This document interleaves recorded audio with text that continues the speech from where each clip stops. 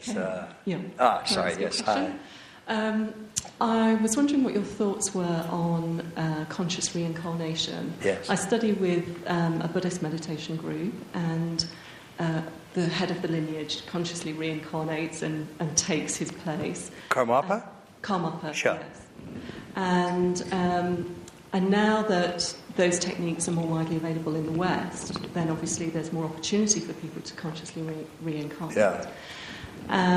So I'm kind of curious about your views on that. Yeah. And also, I mean, we've just done a section on ethics, so sort of, what the impact of that might be for humanity. Sexual ethics? What? No, not necessarily sexual Just ethics, ethics? just ethics in general. What that would mean in terms of the way that we treat each other. Yeah, exactly. And we talked a little bit about that too, but I'll be glad to go over both those. Again, reincarnation is one of those very, very, very difficult topics. And it's the Dalai Lama says he can't remember his past lives. Shirley MacLaine can. So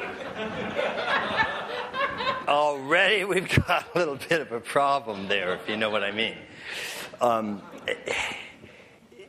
There's a simple answer that doesn't really answer what you're saying, but it's the ultimate answer, and it's the great phrase that Shankara gave, which is the Lord is the one and only transmigrant.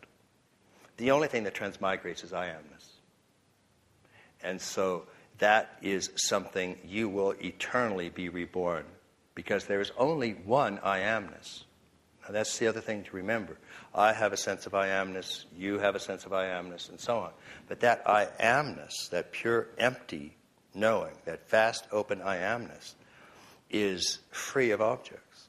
So if I'm witnessing all objects, I am not that, till I get to this pure open I amness, that's exactly how you feel, and that's exactly how you feel, and that's exactly how you feel, and exactly how you feel.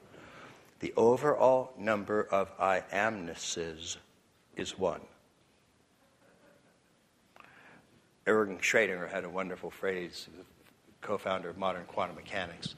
Consciousness is a singular, the plural of which is unknown. And that is the same for I amness. So that's sort of the ultimate answer, but doesn't get to the other relative, does the finite self transmigrate? And that indeed is a very, very difficult issue. The Karmapas, for those of you who are not aware of it, many in the Tibetan tradition, many lineages have what's called tulkus, which are recognized reincarnations from previous teachers. But they're simply recognized by teachers who are alive now, and they say, oh, you are a reincarnation of so-and-so, because you remind me of his hairstyle, or whatever it is they use. The Karmapas were the first to do a very, very dicey game. They said, I'm going to leave a note telling you where and when I'm going to be reborn. I'm doing this consciously. Here it comes. And they're known for being the first lineage to actually do this. And every Karmapa, according to the traditions, has left a note specifying where to find me, when, and so on. Now, there's a real simple way to find out if this is true. Show us the note. And at this day and age, there's no responsible reason for not doing that.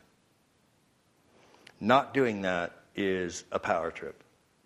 It's mythology, and it's unfortunate. Now, I believe it might be possible. And incidentally, I've studied the Kalu Rinpoche. Was a big, big influence on me, as was Trungpa Rinpoche. But it's time to get serious about this stuff. Many of the great traditions arose in a background era of magic and mythic. And a lot of that baggage stays with them. It's not bad. It's just what happened. But in today's age, modernity brought a demand for evidence. And post-modernity brought the realization that it's culturally context-bound.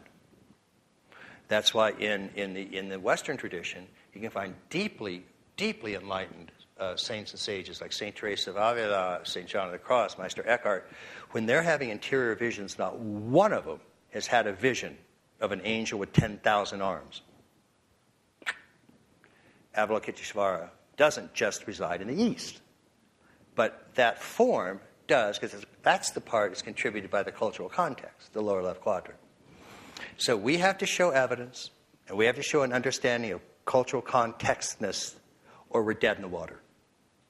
So the demand now is, okay, let's do it. You're up, leave the note, show us where, we're going to be waiting. Get the video camera, okay, lady. And I'm serious. I don't mean to make light of it. These are very, very profound things. I do not mean to be sacrilegious. But not opening this to evidence is the essence of power. It really is. And so that part we have to look at. Does that kind of reincarnation occur? It's one of the very few things that I'm agnostic on. I don't know. The evidence is mixed. It's confusing. The Tibetans were probably, if anybody did it, the Tibetans did. And that's why the Karmapas are the ones that we would look at. But they maintain also a very simple, and I think this part is true if there is reincarnation, that there's really only two things that you carry with you from life to life. And one is the repository of your virtue, and that's on the formal side or the finite side. And the other is the repository of your wisdom.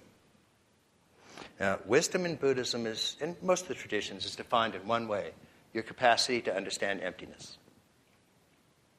And virtue is defined as your capacity to do good works, ethics. So what you carry with you are not specific memories. Specific memories are located in your brain. Your brain is material. It dies.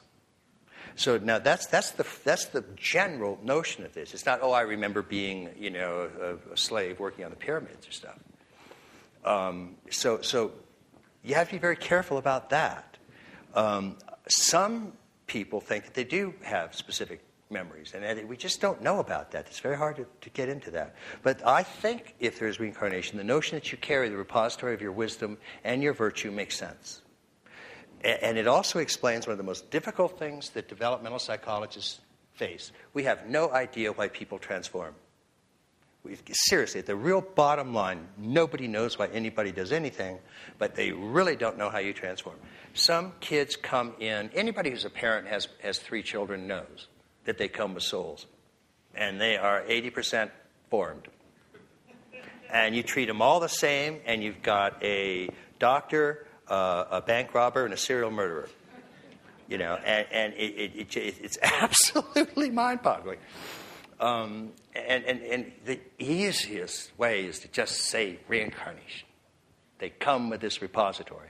And some of them come, like if you reached turquoise in your previous lifetime, you are going to hit the ground running and get to turquoise as early as you possibly can, which is roughly 35 or 40, if you look at the numbers, and then start from there. Whereas other people at 40 will be red. And we don't know why. And reincarnation is a very, very appealing one on that one. So we keep that in mind. The theory, very quickly, for those, how this works in terms of actually being able to, for example, choose your birth, not necessarily the exact place or location, but actually, why did you choose your parents? That's a good psychoanalytic question because it really, really kind of throws people. So we'll come back to that in a minute. But what happens is, remember that the 3 great state realms are waking, dream, deep sleep, or gross, subtle, and causal.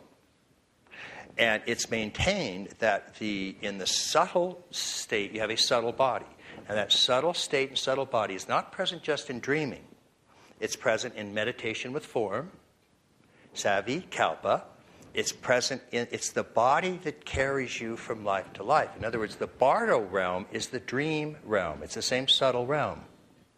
So if in this lifetime you learn how to lucid dream, you learn how to control your dreams, then when you die and are introduced to these realms and you're basically in the subtle realm, you can control that as a lucid dream.